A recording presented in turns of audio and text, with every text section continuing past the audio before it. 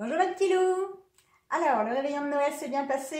Si vous êtes comme moi en pleine digestion et que vous voulez occuper votre après-midi tranquille, eh bien je vous invite à faire des petites bricoles comme moi, que vous pourrez offrir des cadeaux personnalisés qui font toujours plaisir parce que vous avez donné de votre temps et de votre savoir-faire. Allez, je vous montre ces petits sapins au prénom de mes amis qui me reçoivent vendredi soir pour l'apéro. Allez, c'est parti!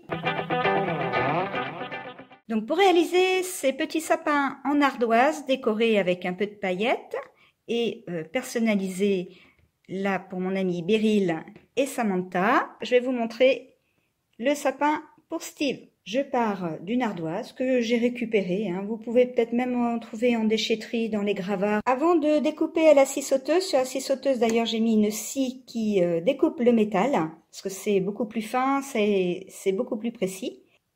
Avant de couper, vous dessinez votre sapin ou votre boule ou le dessin que vous voulez réaliser. Au crayon HB, enfin au crayon bois, hop, je vais faire mon sapin. Alors, comme je veux marquer un prénom au bas du sapin, je me laisse un carré où je vais pouvoir écrire le prénom. À partir de ce carré-là, on va dessiner le sapin. Tac. On va passer au découpage. Au passage, je voulais vous montrer. Alors là, il y a un gros pigeon. Et sinon, toute la journée, là, je suis en train de travailler devant les oiseaux qui font les allers-retours sur les boules de graisse. Voilà, que j'ai réalisé dans ma dernière vidéo. Bah, écoutez, je suis très contente parce que mon petit monde revient. Et regardez... Il y en a un qui se planque et qui attend les oiseaux. Mais comme il est blanc, voilà, si j'ai un conseil, si vous aimez les oiseaux, choisissez un chat blanc. Parce que vraiment, il n'est pas aidé avec sa couleur. Hein. C'est tant mieux pour les oiseaux. Donc l'avantage de cette scie sauteuse, c'est que justement, elle est reliée à l'aspirateur. Donc je vais vous mettre un peu de musique parce que moi, je vais avoir le bruit de l'aspirateur.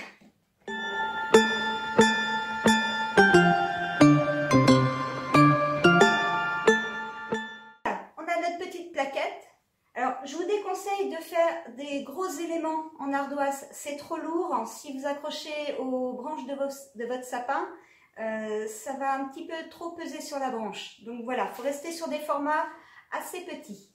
Personnellement, à Noël, je demande toujours des outils. Cette année, j'ai eu la scie sauteuse. L'année dernière, j'avais demandé le Dremel. Quand vous bricolez, il faut quand même un minimum d'outillage. N'ayez pas peur, si des fois vous voyez mes gestes un petit peu dangereux, c'est vrai que c'est pas à reproduire, mais j'ai l'habitude du matériel.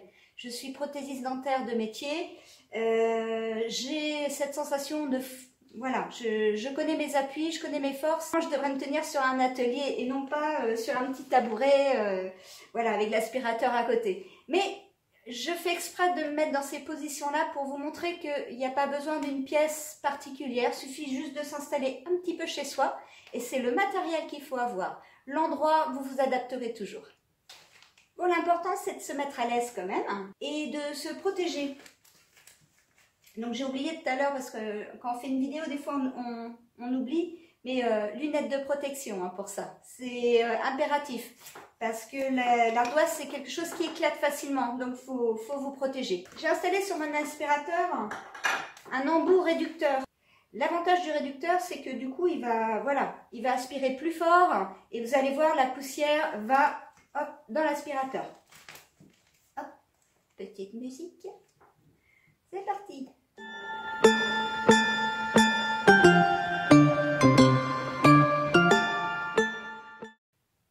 Toujours à l'aide du disque, puisque j'ai prédécoupé, j'ai suivi la forme de mon dessin. On va donner un peu de vie au sapin en venant faire des petites stries.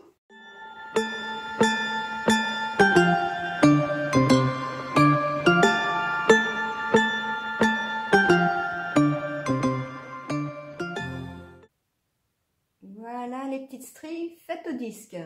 Alors, avant de graver à la fraise, je prends une pointe comme ceci et je vais préformer, en appuyant sur ma pointe, le prénom. Une fois que vous avez gravé le prénom à la pointe, on va venir fraiser. Donc on appelle ça une fraise boule. Et ça va venir justement faire les sillons dont j'ai besoin pour mettre les paillettes.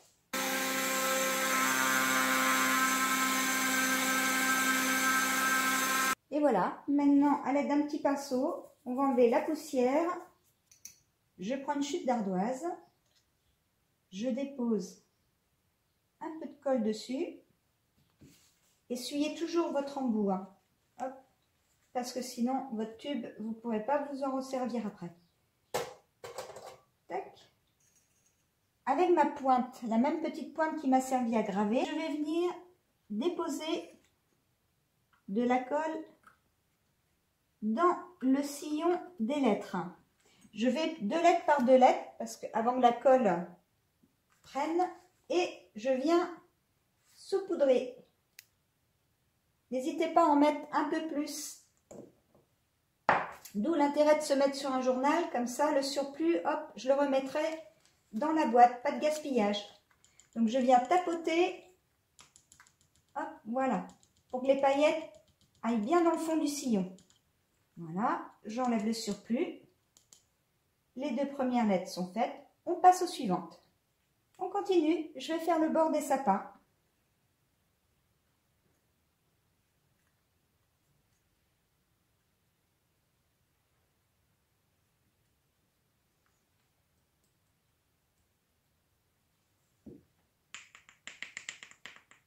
Je précise que ce genre de réalisation, ce n'est pas à faire par les enfants, hein. Vous avez vu, j'utilise du matériel dangereux, j'utilise des produits dangereux. Les paillettes, c'est pas anodin. Ils peuvent s'en mettre dans les yeux. La super glue est bien pareil. Il y a des vapeurs et c'est très dangereux pour la peau. Petit message de prévention. J'aurais dû tout à l'heure réaliser un trou ici pour justement l'accroche du chapin. On va le faire tout de suite, c'est pas grave. Cette étape-là, vous les réalisez avant de mettre les paillettes, hein. Là, c'est moi qui ai fait une petite erreur. Donc, on positionne les petits strass avant de les coller, hop, de façon à trouver un emplacement assez homogène sur le sapin. Dernière étape, l'accroche. Vous pouvez juste faire une boucle ou tout simplement passer une ficelle, hein, directement dans le trou. Là, j'utilise le fil d'aluminium parce que je le trouve joli, hein. L'avantage du fil d'alu, c'est qu'il vraiment, il se détord, il se retord et c'est facile pour l'accroche. Et donc voilà, c'est fini. J'ai plus qu'à faire un petit paquet individuel, rendre ça joli à la présentation pour offrir. Et puis voilà, j'espère que ce petit tuto vous aura plu et que vous saurez occuper vos journées de digestion de gros repas de fin d'année. Allez, sur ce, je vous dis à très bientôt. Bye bye!